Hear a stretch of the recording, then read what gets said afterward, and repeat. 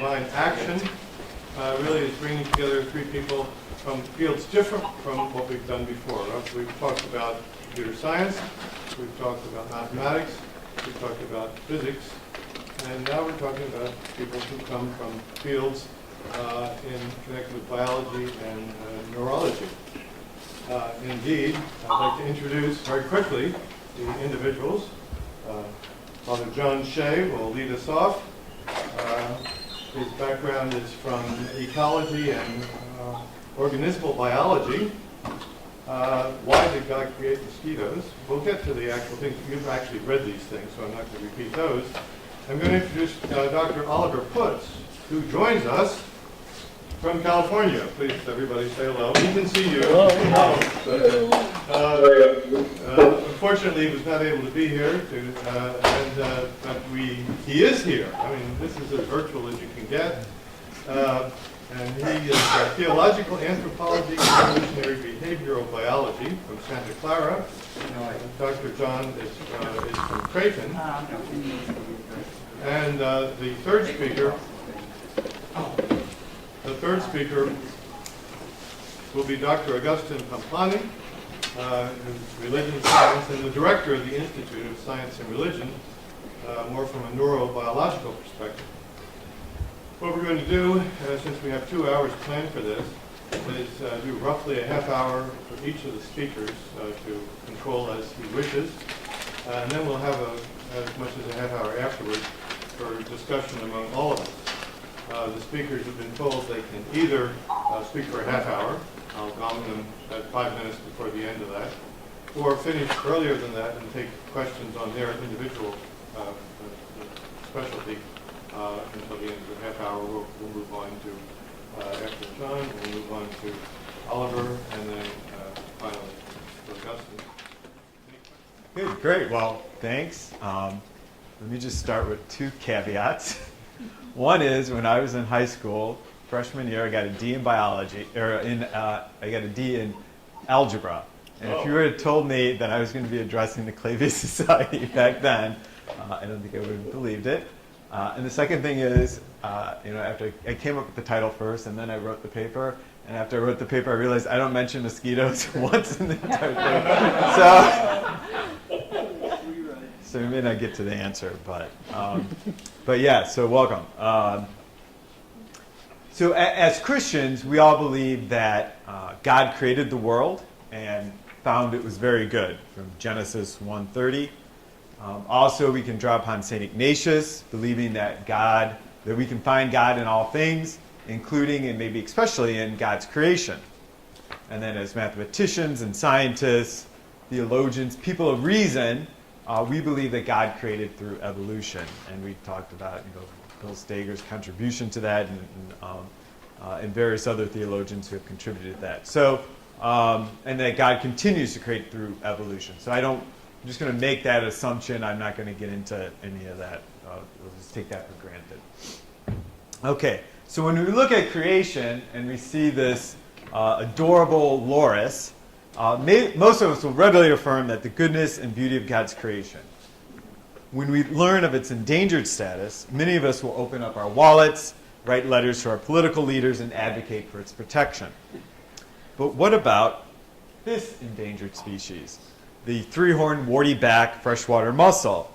Lacking large Disney eyes, it doesn't seem particularly cute. Its name does not invoke attractive images. So are you more or less likely to rush to its defense when you learn that its larval stage is parasitic? Which critter is going to garner most of our attention? So first, let me define what I mean by a parasite. In its broadest sense, a parasite is any organism that benefits at the expense of another organism. So the list will include bacteria, protozoans, tapeworms, hookworms, most nematodes, various insects, some plants, and a few Jesuits I live with. Parasitism is the most common life history strategy on the planet. Further, some organisms may be parasitic only part of their life cycle. Other organisms are mutualistic, such that the relationship benefits both partners. But some mutualistic relationships can switch to parasitism if conditions change. And then even the Oxford English Dictionary gives a definition of parasite an interesting nuance. A parasite who lives at another's expense, a person who eats at the table of another, a person who lives at another's expense and repays him or her with flattery, and a priest who is permitted meals at the public expense. So I just want to note that I was interested in parasites long before I felt called to be one.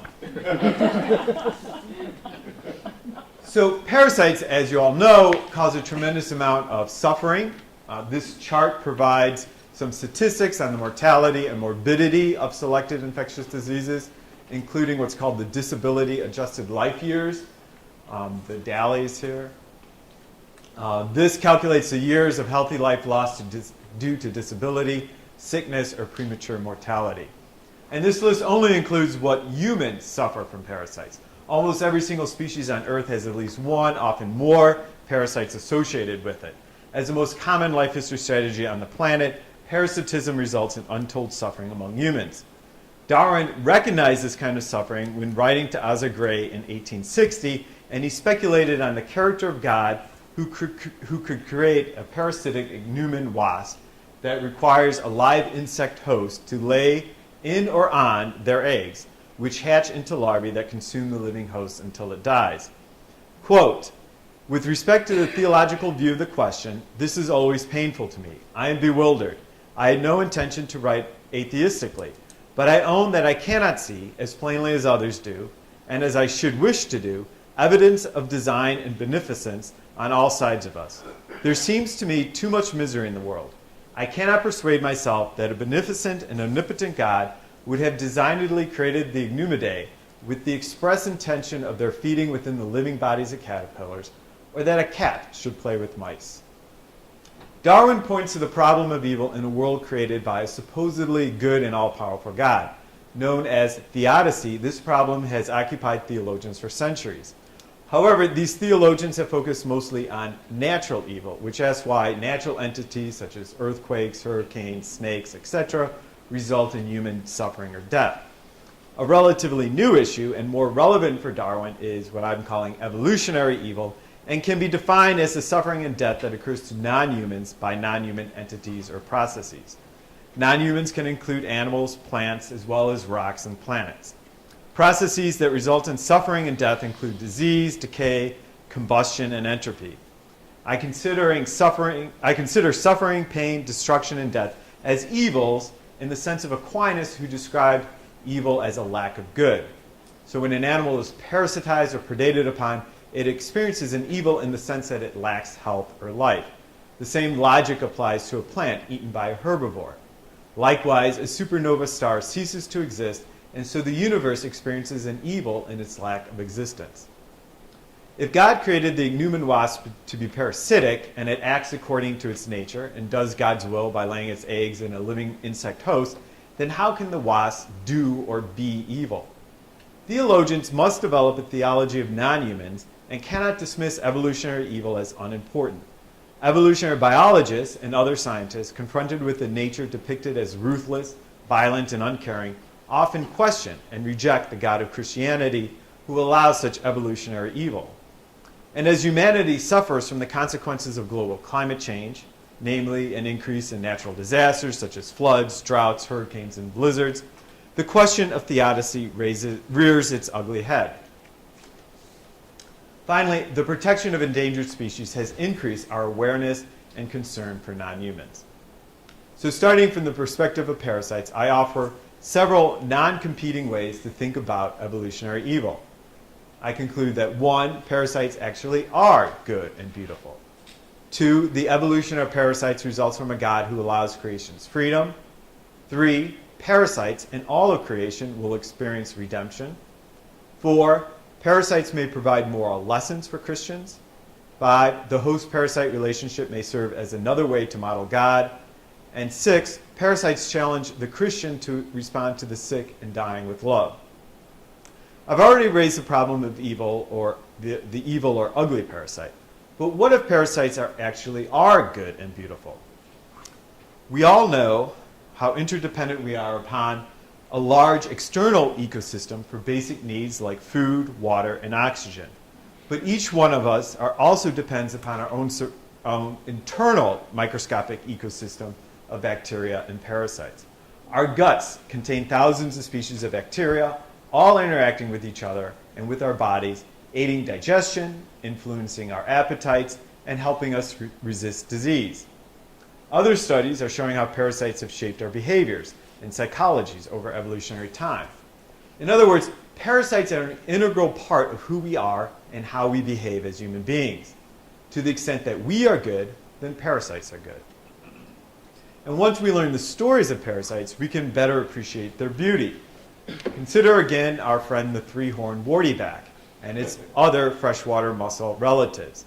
Its parasitic stage, the glochidia, does little harm as they cling to fish gills, hitching a free ride to a new home in the river. And how do they find their way to the gills of fish? In some species, the adult freshwater mussel modifies its inner tissue so it resembles a small minnow. You can see that this is the freshwater mussel, and this is the tissue modified to look like a small minnow swimming near the shell. But it's actually a glochidia-filled sac of the larval stage of the freshwater mussel. And this minnow attracts hungry fish to investigate, much like the mythical sirens luring sailors to their doom. When the unsuspecting fish attempts to bite the sac, the mother mussel releases her baby glochidia, which attach to the fish's gills.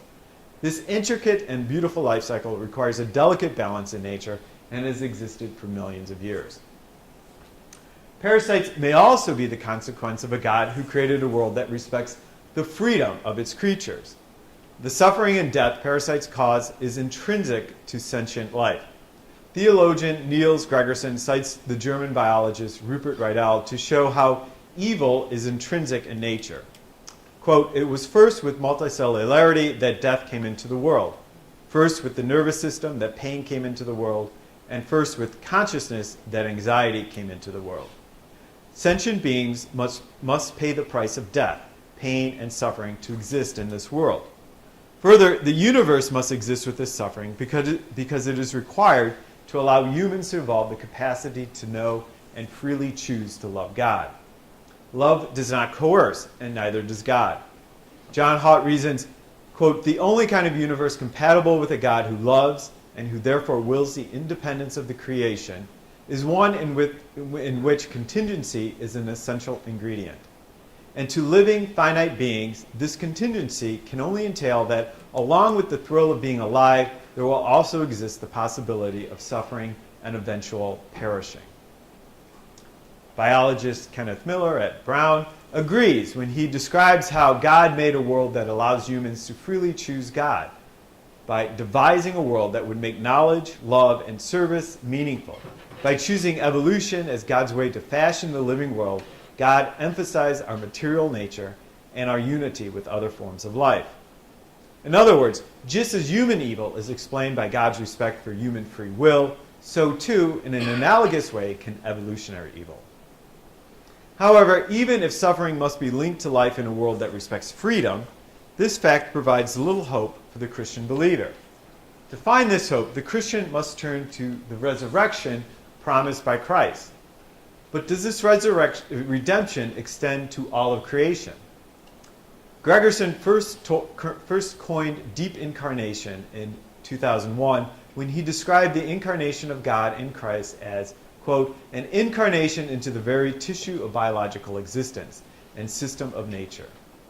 When one considers that every human being, including Jesus, has parasites, and that every human being is interdependent upon nature, then this perspective makes sense. Jesus' incarnation as a human must have entailed being enmeshed in nature because that is the human experience. This experience reflects a fundamental ecological truth. Living things, including human beings, are inherently interconnected with each other. Theologian Elizabeth Johnson also argues that if Jesus entered deeply into the biological and physical matrix of human and non-human relationship, then Jesus' resurrection has implications for non-humans. She cites Ambrose of Milan, who said, "In Christ's resurrection, the earth itself arose." Summarizing her concept of deep resurrection, Johnson states that if Jesus, whose body existed in a network of relationships extending to the whole physical universe, and at death surrendered his life and love to the living God, then this signals, embryonically, the redemption not just of other human beings, but of the whole creation. Parasites may also provide moral lessons, I put that in quotes, for creation. For example, Michael Corey speculates that the ichneumon fly may be part of a vast symbolic realm whose underlying purpose is to physically represent the various aspects of the human psycho-spiritual realm as effectively as possible. As such, the ichneumon could represent inner evils such as drug addiction, alcoholism, and some mental illnesses that eat away at us on the inside, killing our spiritual and eventually our physical lives.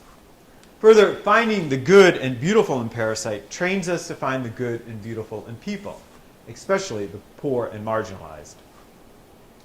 Fifth, parasites may offer another way to model God. We are familiar with God the Father, God the Creator, as well as other images such as Judge, King, Savior, Shepherd. While no single model of God completely captures the totality of God, each model emphasizes particular characteristics of God. To emphasize our complete dependence upon God, who sustains our very life, it may make sense to speak of God as our life-giving host, and so see ourselves as parasites. Although such a model may jar our sensibilities, it has consequences for social justice. A Christian cannot dismiss the poor and marginalized as social parasites if that Christian identifies as a parasite upon God. Finally, parasites challenge how we face suffering and death. We all share the experience that something is not right or lacking in this world. God's creation may be good, but it is not perfect. Paul speaks of how all creation is groaning in labor pains. And Jesus wept after seeing Mary's grief over the death of her brother Lazarus. Praying with this Jesus who suffers with us can offer consolation. But recall that Jesus also heals the blind man, reminding us that the man's suffering exists so that God's work may be revealed in the suffering, and that we may do the work of God. And in today's world of pollution, extinctions, and global warming, we must ask how we do God's work of love in response to both human and non-human suffering. How do we heal each other as well as creation?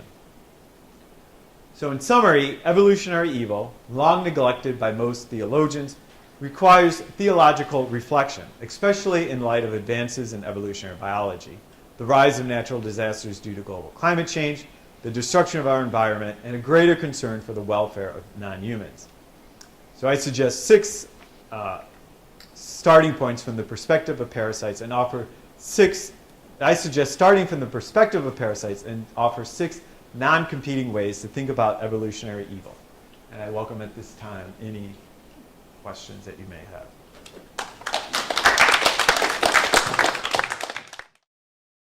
Thanks so much for inviting me. I'm really excited to be here in a virtual way. And I apologize for being here in a virtual way, but any one of you who has ever had a ruptured disc knows that flying is that's the reason why I'm here through this technical medium here. I'm also excited because this, as I understand, Symposium is dedicated to Bill Steger, and who has been a big influence in this field and of theology and science, and his death has been a big loss. So I'm really proud to dedicate to him.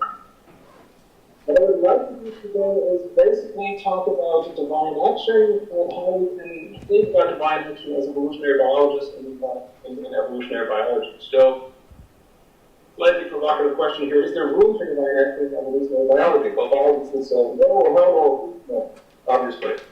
But if we unpack this a little bit more, let's ask it this way: can we at least take a doctrine of divine action and somehow relate it productively to the theory of evolution?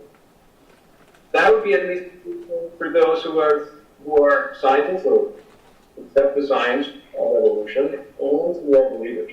And that's what I want to really focus on in this talk. And so my agenda here will be, I will quickly say a few words about what I mean by divine action, just in terms of introduction. Then I will talk a little bit about becoming a biologist, what these biologists think about when they talk about evolution as change and becoming. And then I will talk about how theologians have traditionally thought about. Excuse me, Oliver. Can you hear me? Yes. Yeah. Yes. I know it looks like I move around a lot when I talk, and when you move around, every time you move around, we start losing you. Okay, sorry. I'll try to. Let me hold on to the table here, to the standing desk, and then I hope not to move anymore. Is this like this? And I look intently at you guys. This is better. Okay. Good. So then the third step then would be the becoming in theology. So how do theologians traditionally think about becoming? And then I will try to suggest and convince you that perhaps cosmic evolution as active self-transcendence might be a way to go to think about divine action in evolutionary biology. And it's really just opening up a discussion. Let me then start by talking about divine action and what I mean by divine action, how we can potentially think about this stuff. Okay, I say that there are two aspects to divine action, to divine creation, and that is the doctrine of creation and the doctrine of providence. Now, if you look at the doctrine of creation, usually what we mean by that is that God creates the universe ex nihilo, or if you're more biblically inclined, out of chaos, that God keeps the universe in being. Without God keeping it in being, it would cease to exist, and that God potentially continues to create in the universe. But the process of creation is not entirely completed, so that we have those concepts of creatio ex nihilo and the creatio continuum. Now, the doctrine of providence is important so far as that creation actually has a meaning of purpose. There is a telos, something where this creation moves toward. If that's the case, the idea is that somehow God guides creation towards the fulfillment of that telos or that purpose. And here now, obviously, we are exactly at the point where we need to be when we talk about divine action. How does God do that? Now, there's general providence. Somehow the whole system, the whole universe is set up to move towards a goal. But then there's also the notion of special providence. And special providence would involve particular incidences, cases, like we face when it comes to evolution. And so the question that we have to ask is, I think when it comes to evolution is, well, what about special providence? Is that something that we can still maintain? Is God actually acting objectively in the moment that's in times in evolution or not? That, I would say, is the framework with which discuss divine action. Now, if you think about becoming in biology, what I'm going to do is quickly talk about some of the underlying concepts of evolutionary biology. And John will probably throw a sue at me because I will be so limited in this. I'll just bring it down to two basic systems, basically one system, mechanism in evolutionary biology, but it's just in terms to set the stage here. If you think about evolution, what do we mean by it as evolutionary biologists? Well, it's descendant modification. It's change in the properties of groups of organisms over the course of generations. Things change over time. And how does that happen? Well, the first step in order for this to happen is that we have variation within a population. And this variation you get basically from different alleles of the same genes. Alleles are basically different forms of the same gene. So if you look at these buffaloes, they all have the same set of genes, yet they differ in the sequence of these genes slightly. So some are a little faster than others, some are a little stronger than others, some have more curved or longer horns than others, and so on and so forth. And some smell better and some see better. Now, that diversity has to come from somewhere. And it comes actually from, it happens on the level of genetic change, what we call one-hub mutations, or which in case of these buffaloes would come about structural recombination. What I mean by that, the mutations can be that you have UV light, parts of a chromosome, or that you have a vertical chromosome and a part of which chromosome is duplicated, and around. There can be all sorts of changes. Sexual recombination is simply that in the projection of the cells that are involved in reproduction, sperm cells and egg cells, something is happening with the genetic material where things are being switched around physically. And the causes of these mutations and of this recombination a lot of these changes are simply not predictable. You can't really sit there and say, okay, if I shoot UV light on that cell, this is going to happen, this mutation is going to occur. Or if I put this male and this female together, the X will look exactly like this. Right? This is what biologists would say is absolutely undirected and is a chance process. Now, the mechanism, of course, that is important here then to evolution is natural selection. This is what we got from Darwin. And these is basically the differentials in reproduction of classes of organisms. And these organisms differ in what? Well, exactly in these genes, in this variation. And what that means is basically, if you look at this buffalo, well, assuming it's not a sick animal, the buffalo may have been smaller than the others, or not paying attention as much as the others, or whatever it was, but basically it is preyed upon by the lions, and obviously that prevents it from reproducing after that. So eventually, these set of genes, the slower ones, will disappear. They will be selected against. The natural selection is really, as the other one said, designed without a designer. It looks like design, yet there's nobody sitting there thinking like, oh, how can we make this buffalo very fast? Let's throw some lines in. You look at this picture, you have on the y-axis, you have the number of individuals, and on the bottom, on the x-axis, you have the value of traits, and you have the value beautifully when distributed population. That's not always the case, but I thought they did with mathematician, that would be fun. And before selection, you have the distribution of the population, and then let's assume that on the low end, let's say this is speed of the animal, the low fitness lies in the slow animal, and the high fitness lies in the fast animal. So we'll see that, of course, the low ends get eaten, they will produce, and over time, the population will move into faster individuals, and the mean of the value of trait is also moving towards a faster speed. So what that is basically the whole population moves over, and then you enter an evolutionary arms race. Now the lions have to keep up, and the slow lions will not get anything to eat, and they die. And you get the picture.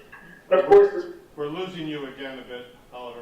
Could you? Okay, give it a split second. These things usually then bounce back. Am I back? Okay. Yes, that's better. Yeah. Just give it a split second. It happened with John too. I'm sure we'll be back in business in a split second after these things happen. So it can happen, of course, that you have the low fitness on both ends of the curve. You can have the high fitness on both ends of the curve. How would that then encode that? Tons of possibilities. But you see the idea here is to design without a designer, right? So is design actually necessary here in any such way that we talked about before, or anything that the theologians come up with? Well, for biologists, there's no need for that. It's a non-essentialist gradual change or natural selection. Yes, there are other methods, as I said earlier, but at this moment, just to make it simple. What does that mean, non-essentialist change? Well, they don't essence to any of these essential human being or an essential food or whatever type of species. As a matter of fact, the species concept in and of itself is a problematic concept. We work in evolutionary biology with about 25 to 26 different species concepts, and each one of them doesn't work all the time.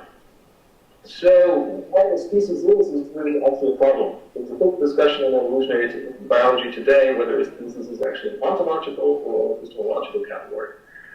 But the idea basically is that if you go with the epistemological interpretation of species, that it's statistical. You have a certain statistical overlap of individuals that then make up what we could call a species, and the change happens through natural selection, acting on the genes. So while we have all these different type species, a lot of evolutionary biologists would say, no, there is no essence here. These are just different types, if you like. Okay? Now, leave that as it may, the question remains for the individual, as Bob Russell asked you, whether we have to think about providence, which here he's talking about special providence, should be understood entirely as a subjective response to God's uniform and undifferentiated action. So we subjectively respond to our experience of the transcendent. Or can we say that there's an objective dimension of divine agency? That God truly acts in that process and brings about that change through divine action, right? And the way that he suggests is actually through what he calls quantum mechanics, or non-interventional objective divine action. Now, for those of you who know Bob Russell, you know that Bob loves acronyms. So non-interventionist objective divine action, he loves these, and he likes others to use them too. And at the time when I worked very closely with him a few years ago, I was working on a hermeneutics of theology and science, which gives you the acronym HOT-AS, and I asked him if he really wanted to use that. So what he proposes is actually that quantum mechanical processes have to be interpreted ontological, following the Copenhagen interpretation of quantum mechanics.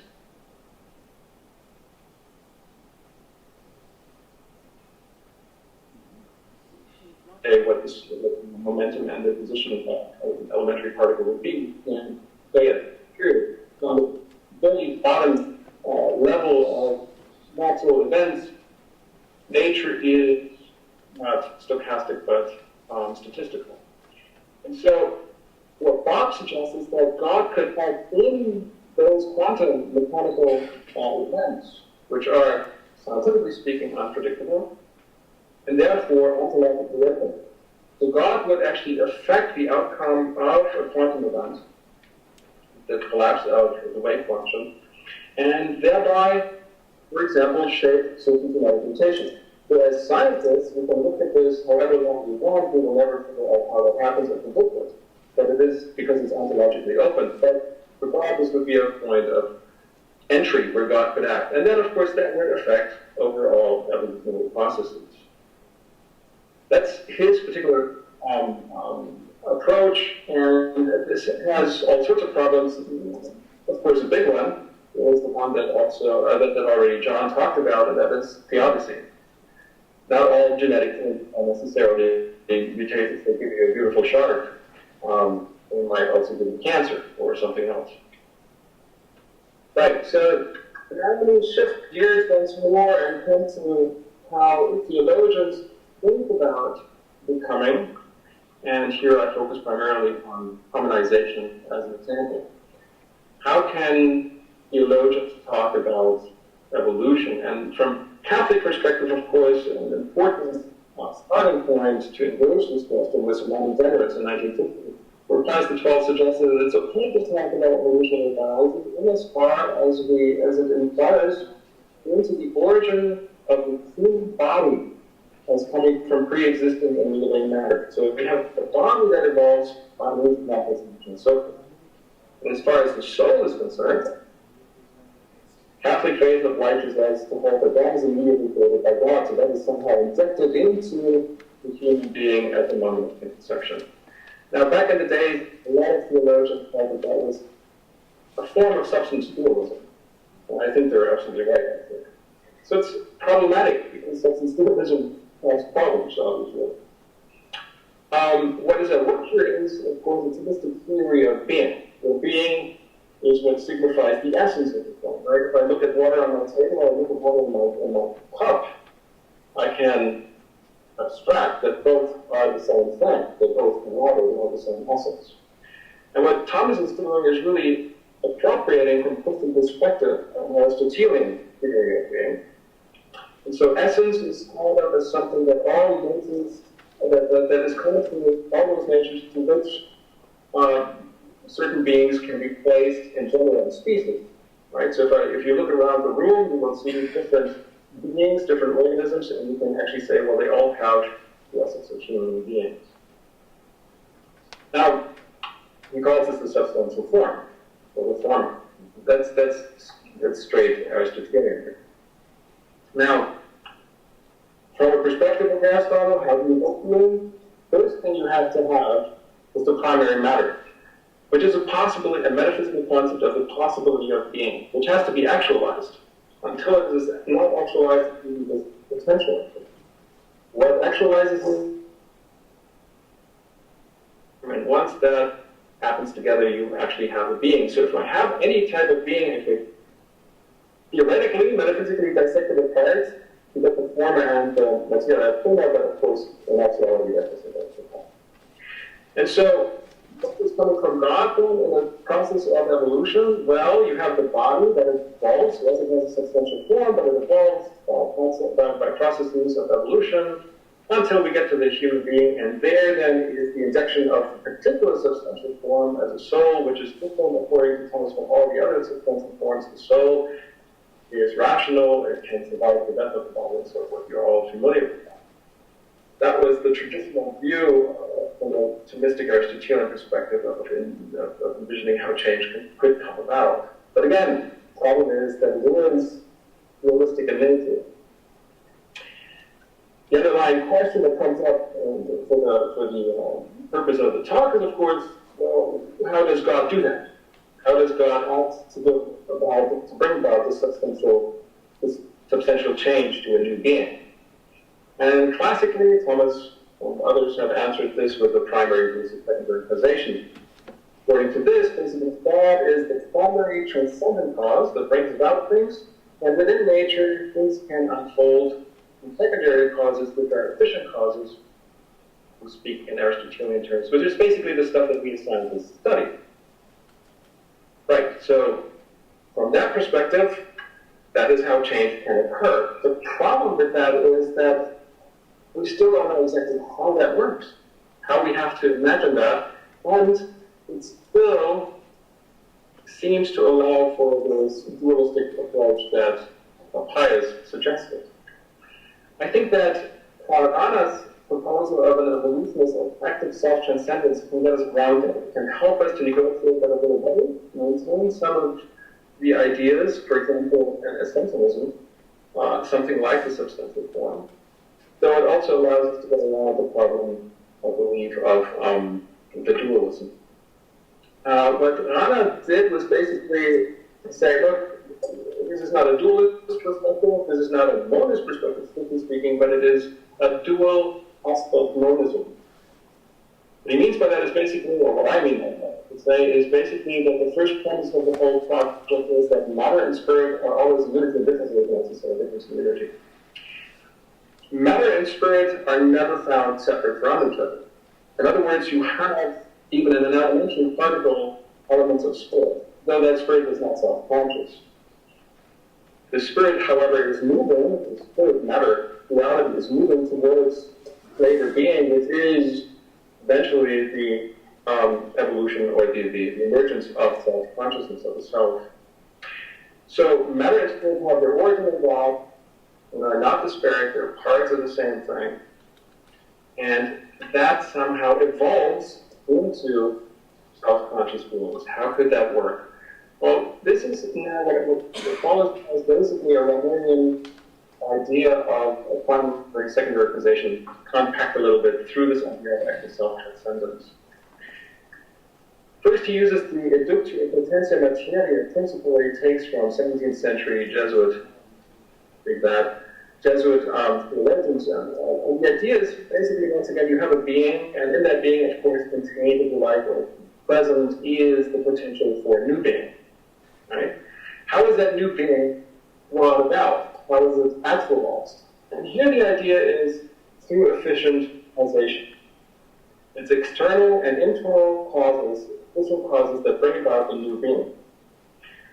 The efficient causation then, the external causes, for example, could be the lions eating the buffalo, and the internal would be, genes and so forth. Well, at that point, we haven't done much, you might say, other than we have somehow put into an essentialist form the idea of evolution. I mean, we're still not talking about God, this is all very much science. Fair enough. But then he argues that the divine concurrence, the activity of God, which is really a concurrence rather than a divine active divine action, moving things to the proper end, but kind of participating to moving there. God functions as the transcendental condition of the possibility of becoming.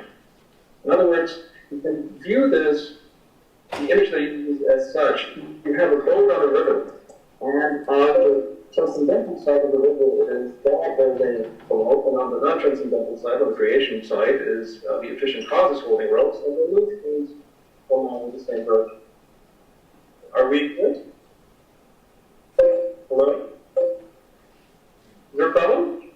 No, just disconnecting Google Connect. You can continue. This is fine. You can continue. That's a good idea. I'm always up for disconnecting Google. Fine, perfect. Okay, so God is a transcendental condition of the possibility of becoming, pulling as it were on the transcendental side of the river, as an image, as an analogy, while the efficient causes are pulling on the creation side of things, and so moving the boat, as it were, to its end. Instead of God objectively acting, picking up the boat, putting it directly to its end. I hope that you see the image here. Now, fundamentally, important here is the idea that, of course, constitutes an increase in being. So the idea is that a self-conscious being would be more actualized being than a non-self-conscious being. Now, the image here shows, of course, feminization, not at all saying that humans are the only self-conscious beings. So I don't think this has to end up in a scala natura with a medieval idea of the great chain of being. It could be more a tree-like thing where actually self-consciousness can occur more often. And what would that look like? First off, with this active self-transcendence, since you have the dual aspect monist perspective that matter and spirit are always connected, this is not only a problem of biological evolution, but truly of cosmic evolution, including biological evolution, because the whole material in the cosmos is actually on a potential way to bring forth at one point self-conscious beings, and potentially transcendentally present. But can be in a personal So through this whole evolutionary process, God is this whole process of active self-transcendence of spirit matter. God is the transcendental possibility of that process unfolding. And if that were the case, if that could hold some water for evolutionary biology, what we should actually see is that in that process, you could find potentially the same direction towards self-consciousness in other lines in the human line. And I would argue you can find that. I mean, you find it certainly in some other hominids, like the great apes, but I would argue you can also see it in some other animals. Thank you, Tom. Thank you very much for this invitation extended to me, especially the Clavius group, Paul, and also Binoy, who have been instrumental in having me over here. Perhaps I will begin from where Oliver has stopped, the integration or the unity of matter and spirit. That's true, again, from the evolutionary perspective, including some neurological perspective. Okay, I have only a simple thesis to argue before you, that is, the scientific understanding of matter and life shares an analogical proximity with the religious and philosophical understanding of the human and cosmic transcendence. The final part I have forwarded more or less along the philosophical lines, the human and the cosmic transcendence. And from our Christian faith perspective, we know what does this transcendence mean. The human transcendence would exactly mean the resurrection of the body. Body is not destined to doom in our Catholic faith. This is supposed to be risen at the end of the day.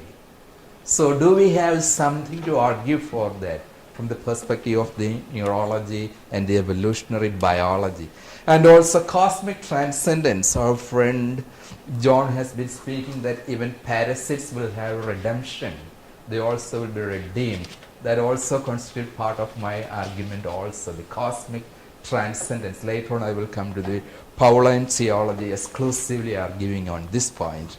And that epithet analogical to proximity is very, very important. And I know this is the final presentation of our symposium. Therefore, I also have given a synthetic twist to my oral presentation. So, in this science-religion intersection, this is a methodological caution that I am trying to employ here. I am not arguing that science or evolution has proved the central dogmas of the Christian faith. Nor am I using science as a proof for explaining the theological claims. That would be a wrong methodology for the intersection between science and religion. Therefore, in this dialogue between science and faith, my approach would be more hermeneutical, more interpretative. Therefore, I am coining most of the scientific concept that I rely today as more as metaphors. And metaphors are not understood literally, but more interpretatively, we know. Okay, this is our central thesis, that some of our central assumptions of the Catholic faith, like the resurrection of the body and the transcendence of the entire world into a new heaven and new earth, can be analogically argued out or conceived from an evolutionary biological point of view. Perhaps this formulation of William Steger, in whose honor we have this symposium, whom I also know personally, will sum up the gist of this presentation. There is less and less support for any of matter-spiritual dualism, except for the radical dualism of God and not God. In other words, there is a divinization of the entire matter, of the entire universe. Matter itself is something profoundly rich, something metaphorical. This is perhaps, since it is taken out of context, this may not fully convey the meaning that Steger wants to convey, but Steger's overall theology is very rich with such sort of holistic nuances of matter, which very well catches up the central perspective that I wish to convey. Therefore, I thought of quoting Steger at the beginning itself. So these are some of the central metaphors that we'll be coining today. I know all these are scientific categories. Matter, and matter in philosophical terminology is defined as that which is extended in space and time. Therefore, matter is essentially related with space and time. And then life here is understood as an evolutionary emergence of matter, and much more a complex form of life or complex form of matter is the human brain. And finally, putting all these things together, we have the soul. So these are the concepts, fundamental concepts that I wish to revision from the scientific perspective. Firstly, something from the physical perspective in regard to matter, that is mostly from the microscopic world, relying slightly on the quantum physics. Do we have some data for conceiving matter as something metaphorical, something mysterious from the quantum perspective? I think we do have. Microscopic world is essentially a world of randomness, chaos, weirdness, complexity, all these things even Kuruvula had outlined the other day. And the whole confusion about matter, the whole mystery of matter emerged on the central stage of science with the quantum revolution. Okay, one of the, we know the various paradoxes associated with quantum physics. One of the founding fathers of quantum physics, Paul Dirac, just to convey the quantum paradox that he is communicating. This is how he would begin his class on quantum physics to his students. He would take a piece of chalk and break it into two. He will tell his students, in classical physics, this chalk has two possibilities, the two broken pieces. But I tell you, in quantum physics, this chalk has a third possibility. That is to say, the chalk remains unbroken even after breaking it. By means of superposition, it is not difficult to convey. Perhaps as enlightened mathematicians, you have a better way of conceiving these kinds of paradoxes. But what is all the more important about is that this conveys something really transmaterial or more than material about the very concept of matter. Some sort of metaphysics slightly creeping into the domains of physics itself. Or in recent time, we had a lot of focus on the Higgs boson, the God particle. What is the size of the Higgs boson? Scientists tell us that it has zero size. But they say this is also all pervading. This is there everywhere. This is very, very paradoxical. Again, very well conveying that enigma associated with the matter mystery. In fact, this Higgs boson does a disservice to us. Once we were all floating particles, freed of gravity, massless particles. Now, why we need a chair to sit over? Because we are bound under gravity, because we are given a mass by the Higgs boson. Therefore, this has done a disservice to us by limiting our freedom. But if you are to fully understand the nuances of the subatomic world, even of the Higgs boson, we will be wondered at the tremendous possibilities that even these microscopic particles are opening up. The incredible potentialities and possibilities that matter is endowed with. Some indications towards that from a metaphorical sense we can have mostly from the quantum perspective. Right? That is why one of the commentators of quantum physics, he himself is a physicist, the author of the best-selling work, The Tao of Physics, he would say, at the subatomic level, matter is nothing but a tendency to exist, and atomic events are a tendency to occur. And again, I will skip this word. Perhaps this paradoxical formulation very well conveys the enigma associated with the subatomic particles. If we ask, for instance, whether the position of the electron remains the same, we must say no. If you ask whether the electron position changes with time, we must say no. If we ask whether the electron is at rest, we must again say no. If we ask whether it is in motion, we must say no. Okay, again, I said matter from the philosophical perspective is that which is extended over space and time. Therefore, dwelling something on the matter, we will switch over to space. Only I call your attention to the speculative reflections on thinking on the multi-dimensional space from the physical sciences. This is from the string theory. The universe has extra dimensions curled up into Clavius shape. We had an anticipation of this panel discussion during lunch yesterday with Tom, and there yesterday Paul himself introduced Tom as a scholar in fourth dimension. This string theory has several dimensions of matter attributed to it. 6-dimensional interpretation, 9-dimensional, level dimension, 26-dimensional, such and such. And this is really amazing that physics is coming to speak about. Again, the very concept of the multiverse. This also implies the postulation of the multi-dimensionality of space. Okay, something more about time. We need to be revisioning time if we are to be reinterpreting matter from this perspective, theologically enhancing perspective. The Christian understanding of time is very much linear, beginning with an absolute past into an infinite future. Time is an incessant flow, the linear understanding of time.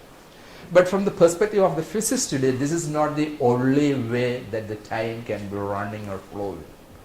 Okay, time can turn backward, time can stand still, time going backward, and even the reversal of the aging. These things are speculated over. That is why established scientists like and mathematicians like Stephen Hawking today speak about time travel machines, given the existence of the virtual particles which follow no laws of physics, no non-laws of physics are respected by these virtual particles. So it is in the light of these things that scientists are inclined to think about things. Suppose we hear the announcement at the railway station that the train now arriving on platform number 1 already arrived half an hour ago. This might sound nonsensical, but these slides I have literally reproduced from Stephen Hawking's work, Belonging to the Universe. Established scientists and mathematicians are thinking about this kind of understanding of time. Therefore, time just has no one dimension. In relation with space, it can take several other possibilities as well. So a lady traveling faster than light, if that is possible, departing one day in a relative way, arriving on the previous night. We began this conference yesterday and we wind it up day before yesterday, provided we are at a faster than light frame. This is no contradiction. So it was John who said about God creating a 4-dimensional triangle. Now this is no nonsense. This is not a contradiction, provided possibilities that space, time, matter, etc. are endowed with in nature, provided we understand their full nuances. If the arrow of time is reversed in a contracting universe, demolished buildings would rise from the rubble and people would be born old and die young. This is not my imagination and speculation. I am relying fully on Stephen Hawking. Suppose you went back and killed your great-grandfather while he was a child. Okay, again the concept of wormholes, shortcuts between regions in space. If we travel through wormholes to our nearest galaxy, possibly if we start in this century, in the previous century we may land up in the nearest galaxy. Because the laws of nature in the speculated singularity, the wormhole is totally different. Laws of nature permit such situations, it seems. So these are only hypothetical sciences, not established geometrical concepts. But the best brains in the world are straining their brains upon these sort of concepts now. So, in as much as they are cosmological and physical, they are also philosophically and theologically rewarding. This is our point of focus here. Okay. Matter also is endowed with some elementary, rudimentary forms of consciousness. There is altogether an interpretation of quantum physics where matter itself is endowed with consciousness in terms of the quantum jump, where matter will be, the mystery of matter will be giving way to the mystery of mind. I will not dwell in detail on this one. Since we have already ventured into the domain of life and consciousness, something from the biological world. Our thesis stated that the scientific understanding of matter and life. So the second part of my presentation I will move on, the focusing on the life. See, this is a picture of a family of bacteria. This is very intelligently organized. How do these bacteria how are they able to organize themselves in that fashion? Bacteriologists say this speaks for the presence of intelligence in the bacterial world. So the title of an article that I wrote reads, "The Simplest Cells but the Most Complex Lessons." The most simple forms of life have got to teach us the most complex forms, lessons in life. And there are several other interesting observations about bacteria. We are taking bacteria only as a metaphor here, as to see how life is so holistic. Even what we consider to be uniquely human is somehow rudimentarily present even at the beginning stages of life. Because life began with bacteria. This is what biology tells us. Cosmic altruism. There are celibate bacteria, it seems. In the sense, bacteria who are security guards of their colony. In order to be eligible to be that, they must renounce their reproductive faculties. Okay, so altruism, the sermon on the genes, so I will not dwell on those things, okay, and genes affecting generosity, the mirror neurons. Later on nowadays, Ramachandran and company speak something about. All these things are intrinsically pertaining to life altogether. Again, today we have the data from the interesting data from the Human Genome Project, where life itself is considered as a biological continuity, beginning with the single cell bacterium to the most complex human brain. We humans share 98.86% of genes with the chimpanzee, 80% with cows, 60% with a mouse, and let alone a single cell E. coli bacteria. We have 20% of genetic overlap. This altogether suggests the biological continuity of species, the organic interconnectedness of the entire web of life. That is why the new metaphor, the web of life, replacing Darwin's old metaphor, the tree of life. In Oliver's presentation also the same writing of Darwin was used. Today the new metaphor coined is not the ascending understanding of life, rather the horizontal. That instead of the vertical, today we also have the horizontal understanding of life. That is, genes are also transferred horizontally. There are several instances of that. For instance, something in our body, the cow genome, the human gene, which is vital for placenta formation, originated in a virus. This is the horizontal gene transfer, and therefore the new metaphor, the web of life instead of the tree of life. So, altogether, in our theological frame, we say life is a continuum, organic interconnectedness. Separation and distinctiveness is replaced by the new metaphors of holism and interconnectedness visual. That is what we mean by the web of life metaphor. Okay, that is why today when evolutionary theory was published, there was a lot of controversy that evolution theory has downgraded the dignity of humans, since we are descendants of the apes. But this theologian and scientist, what he say, if we really understand the value and dignity of an ape, we must be amazed as to think whether we are really worthy to be evolved out of the apes. Even apes themselves are such a wonderful mystery, it seems, sharing the dignity and image and likeness of God to such an extent. Now switching over to neurobiology. So carrying on our reflection on the interconnectedness of life, our brain is the most complex form of life, perhaps the most complex form of matter. Matter understood as a metaphor here. A brain, we know, is a dog's breakfast, only osmosis it contains. But this is the most complex form of life. 100 billion neurons, their permutations and overall complexities and complications. Ramachandran, the renowned neuroscientist of Texas, he would say the entire permutations and complexities in the 100 billion neurons in the human brain, that would exceed the total number of subatomic particles in the entire universe. So complex a mechanism our brain is. And that has evolved out of the single cell bacterium.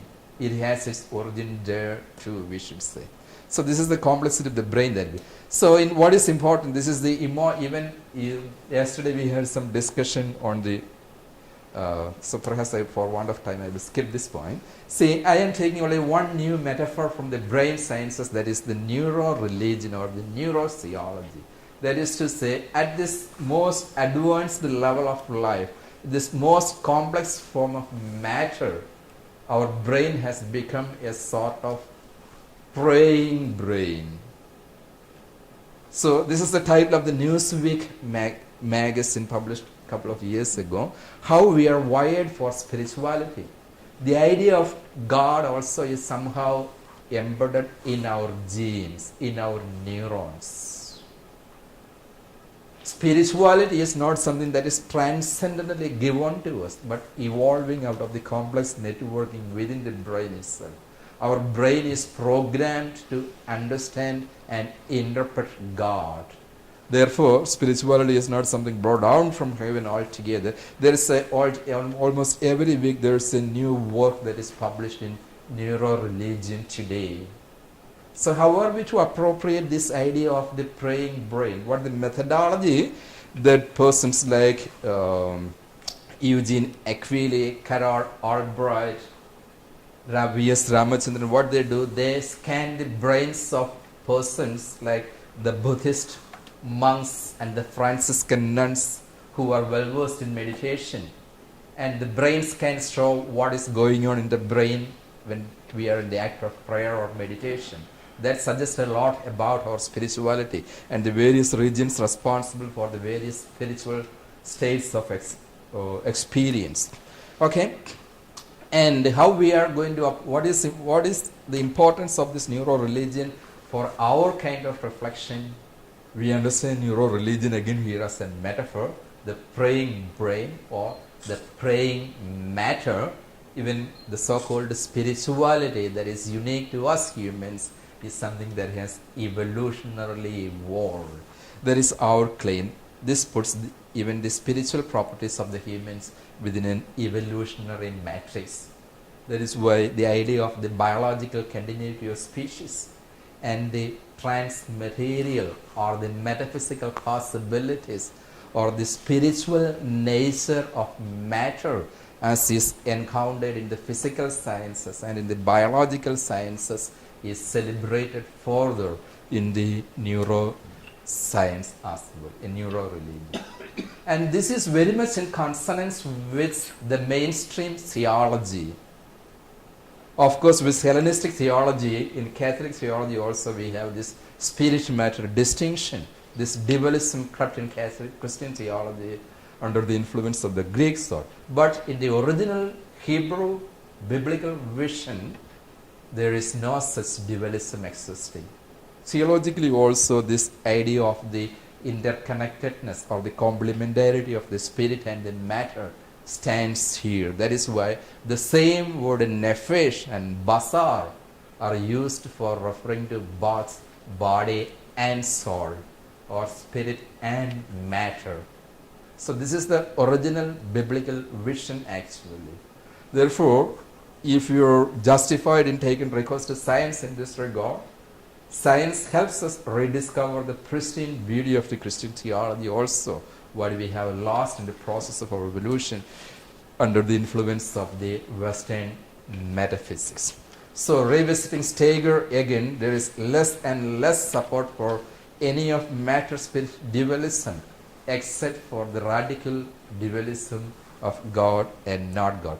This is where we began with. From this perspective, given the complementarity of spirit and matter, how are we to appropriate miracles?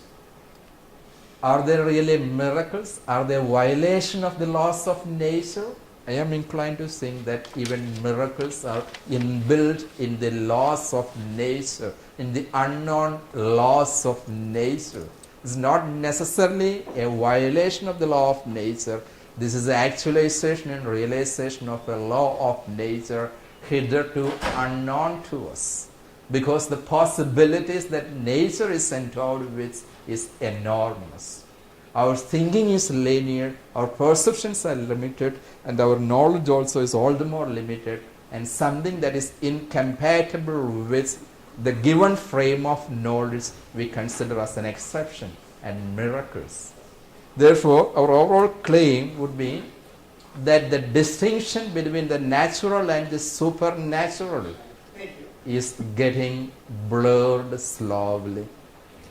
The metaphysical is somehow there already in the physical. The supernatural is so adjacent to the natural as well. So if that is so, theology altogether can also be appropriated in very much in physical and biological categories. Therefore, the traditional distinctions that we hold between body and soul, life after death, given our thinking about time, understanding time as a metaphor with these kinds of nuances, the various polyvalences of time as physics is speculating over today. Is there something real and meaning for the after? Or what is the meaning of eternity altogether here? Is the resurrection, as I said initially about the Higgs boson, resurrection also is somehow inbuilt in the fundamental particles. This is anthropologically proximate to it. Again, the questions that we raised in the morning, Trinity as a 3-in-1, or so the challenges from science, physics, biology, and neuroscience challenge the very fundamentals with which we construct theology. Physics espouses the tension between history and transhistory, between the spatial and the transspatial, the material and the transmaterial. But unfortunately, our theology and philosophy are still operating within that traditional linear frame of matter, space, and time. This is and the final point, the cosmic transcendence, what John outlined here, when parasites will be redeemed. This is from the Pauline theology. The whole creation is groaning in birth pang for its redemption as the children of God. Not only us humans, if the biological continuity of species is a fact, this is not an impossible thing in the contemporary scientific world. Okay, with that I wind up. Thank you for your attention.